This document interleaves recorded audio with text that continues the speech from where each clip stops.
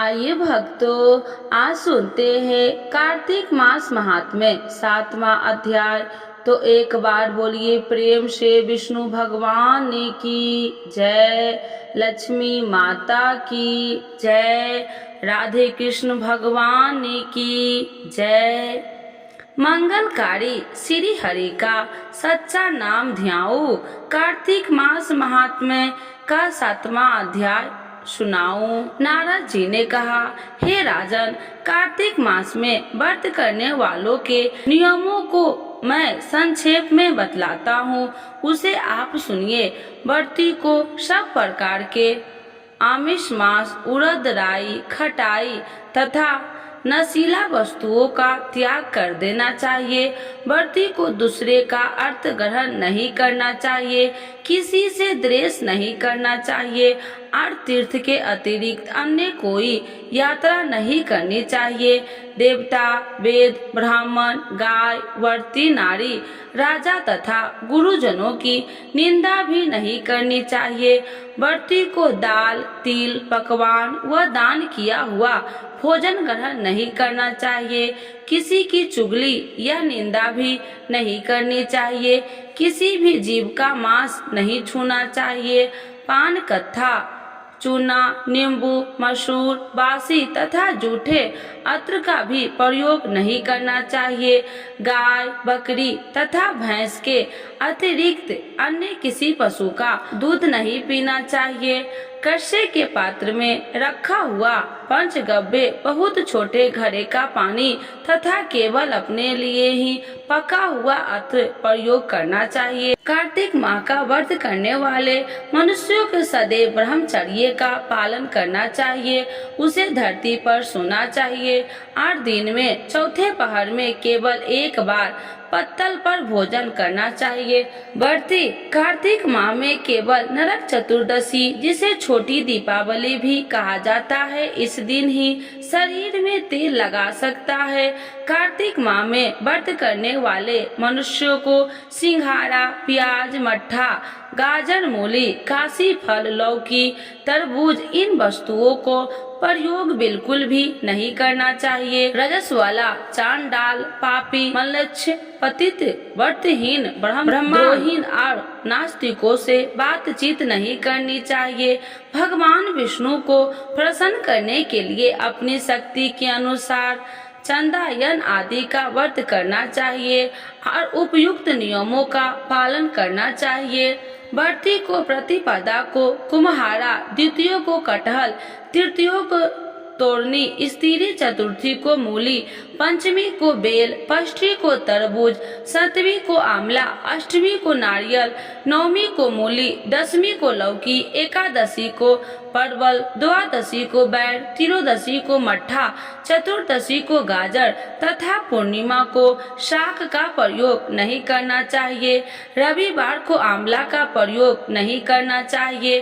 कार्तिक माह में व्रत करने वाला मनुष्य यदि इन शाकों में से किसी शाक का सेवन करना चाहे तो पहले ब्राह्मण को देकर ग्रहण करे। यही विधान माघ माह के व्रतों के लिए भी है। देव उठानी एकादशी में पहले कही गई विधि के अनुसार नित्य जागरण, गायन, वादन आदि करना चाहिए। इसको विधि पूर्वक करने वाले मनुष्य को देखकर यमदूत ऐसे भाग जाते हैं जैसे सिंह की गर्जना से हाथी भाग जाते हैं। कार्तिक माह का व्रत सभी व्रतों में श्रेष्ठ है। इसके अतिरिक्त जितने भी व्रत यज्ञ है वह 1000 की संख्या में किए जाने भी इसकी तुलना नहीं कर सकते, क्योंकि यज्ञ करने वाले मनुष्य को सीधा वैकुंठ की प्राप्ति होती है।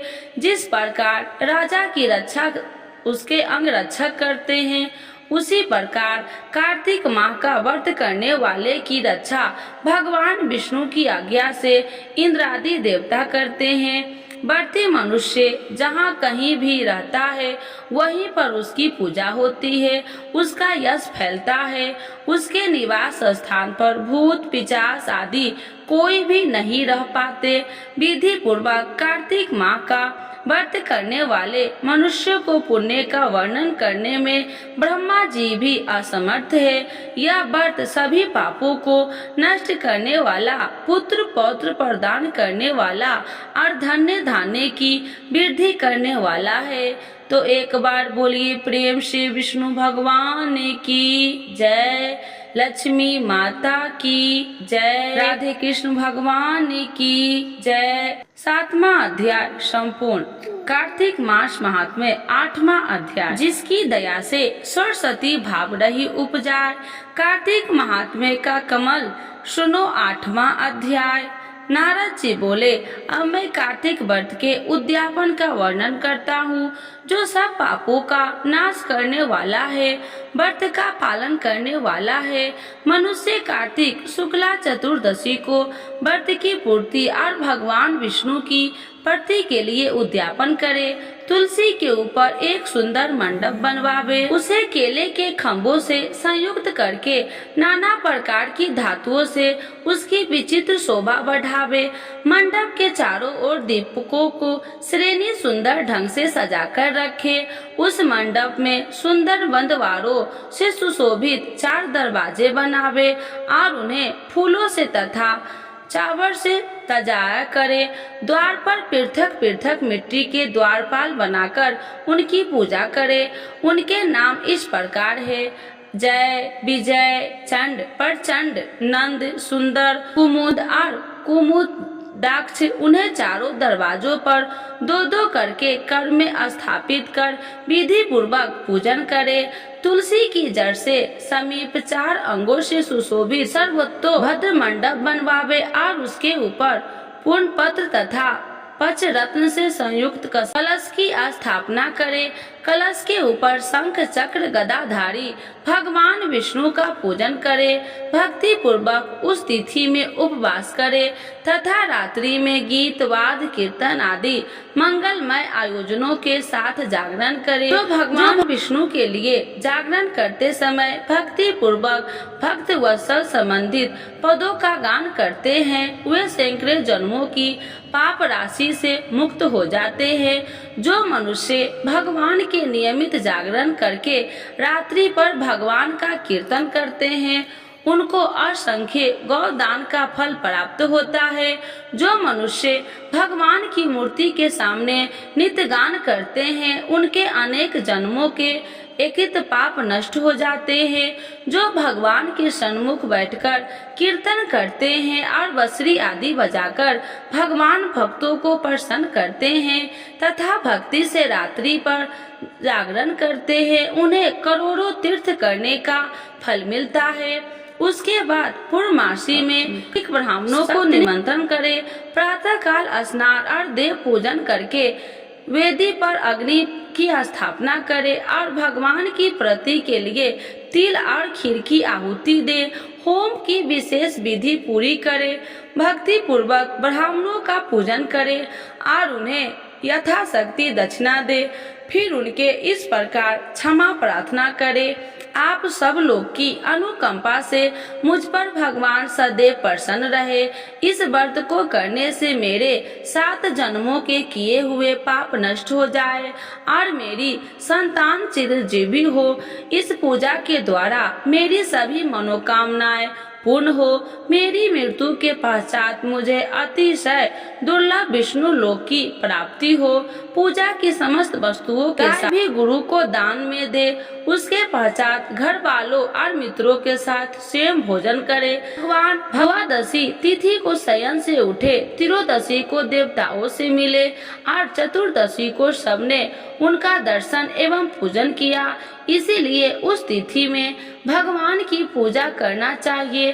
गुरु की आज्ञा से भगवान विष्णु की स्वर्णमयी प्रतिमा का पूजन करें। इस पूर्णिमा को पुष्कर तीर्थ की यात्रा श्रेष्ठ मानी जाती है। कार्तिक माह में इस विधि का पालन करना चाहिए।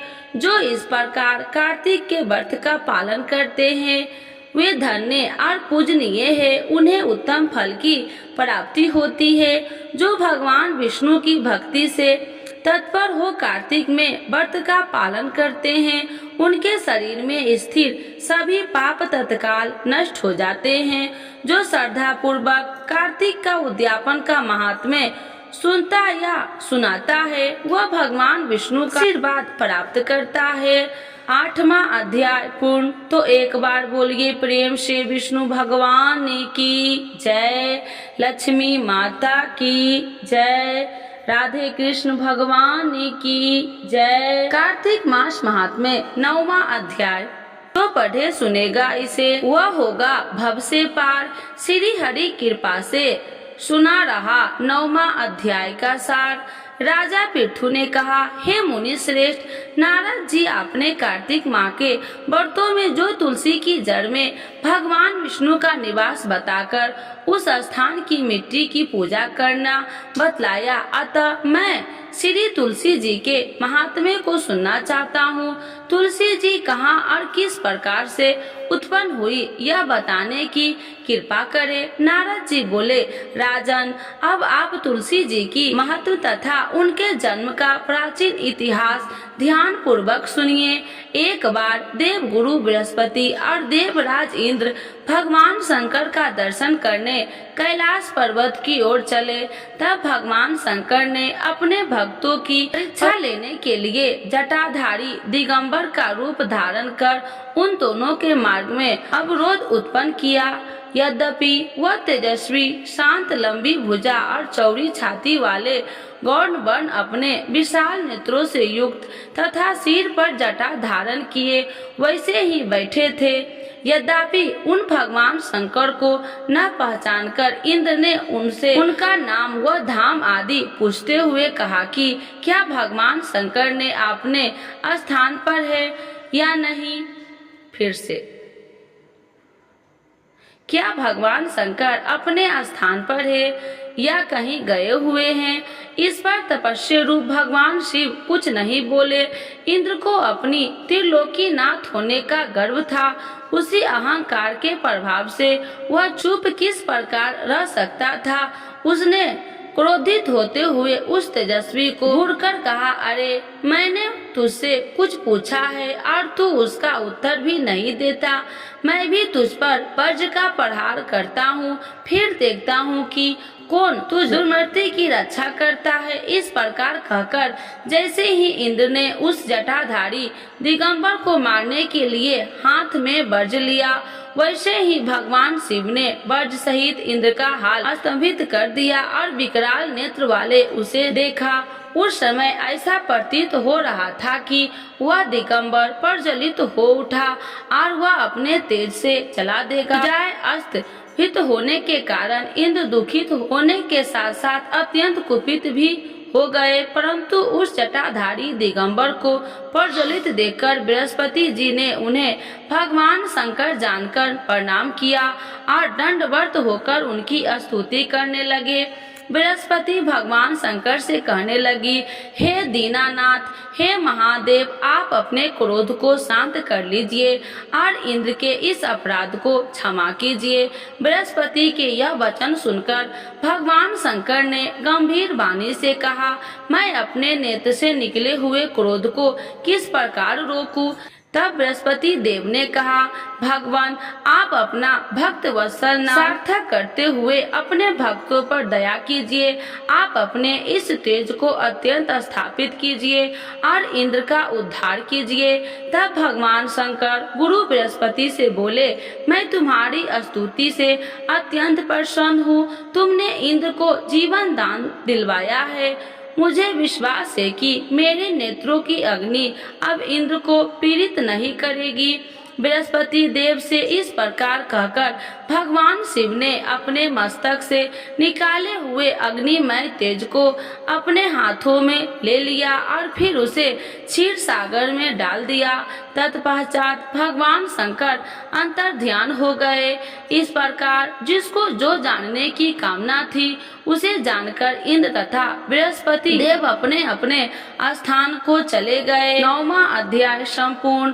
तो एक बार बोलिए प्रेम से विष्णु भगवान की जय, लक्ष्मी माता की जय, राधे कृष्ण भगवान की जय। आज सुनते हैं तुलसी माता की चालीसा। यह चालीसा सुनने से होती है हर रोगों से मुक्ति, मिलती है सुख समृद्धि का आशीर्वाद। तो एक बार बोलिए प्रेम से विष्णु भगवान की जय। तुलसी माता की जय, भगवती माता की जय। श्री तुलसी महारानी करु विनय सिर नाय, जो मम हो संकट विकट दीजे मात नसाय। नमो नमो तुलसी महारानी, महिमा अमित न जाए बखानी। दियो विष्णु तुमको सम्माना, जग में छायो सुयस महाना। विष्णु प्रिय जय जयंती भवानी, तिहु लोक की हो सुख खानी।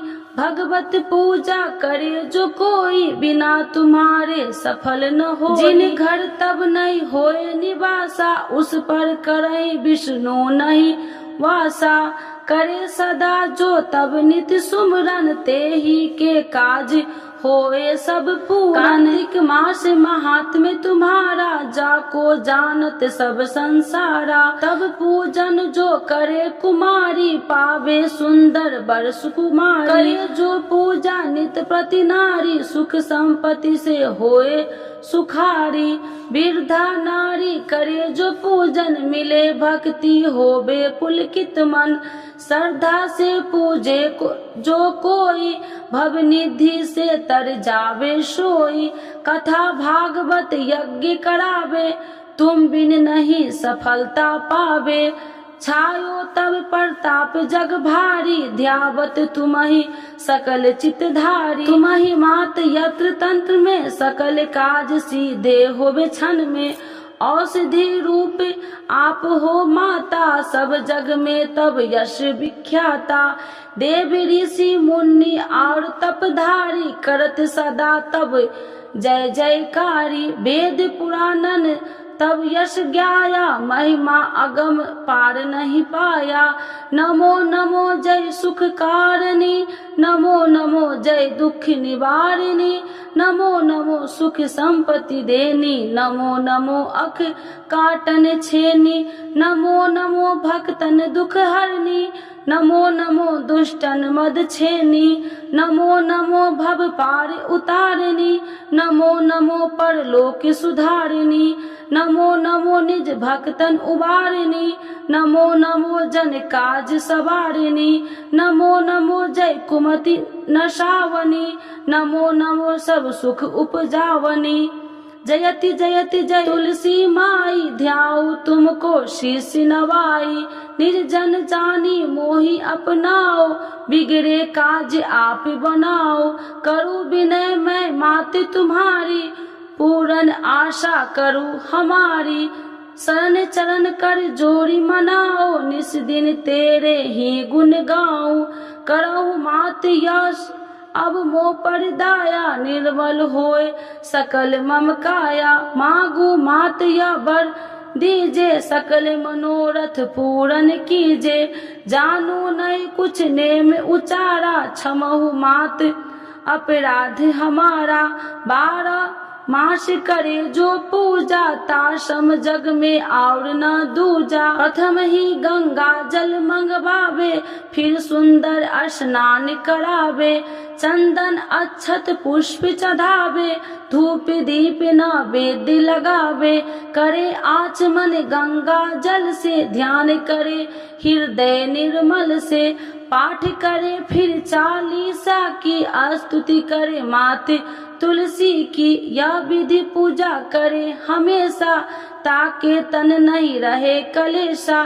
करे मास कार्तिक का साधन, शोभे नित्य पवित्र सिद्ध होई जाई।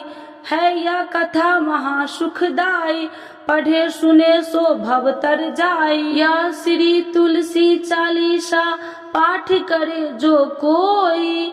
गोविंद सो फल पावही, जो मन इच्छा होई। तो एक बार बोलिए प्रेम से विष्णु भगवान की जय। तुलसी माता की जय, भगवती माता की जय। सर्व देवी देवताओं की जय।